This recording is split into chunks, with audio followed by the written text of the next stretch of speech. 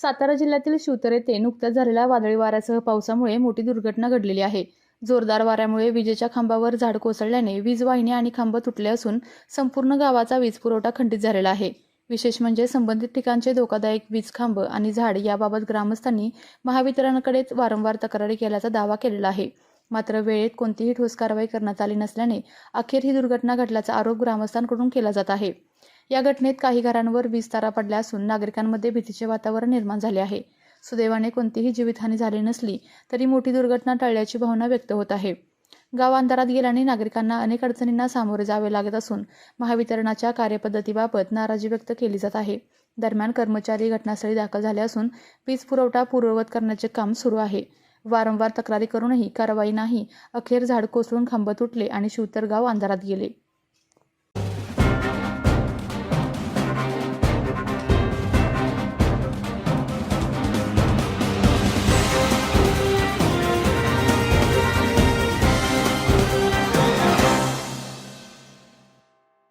आपल्या तालुक्यातील जिल्ह्यातील बातम्या सर्वप्रथम पाहण्यासाठी आजच सातारा न्यूजला YouTube चॅनलवर सबस्क्राईब करा, लाईक करा, शेअर करा आणि बेल आयकॉन प्रेस करायला विसरू नका।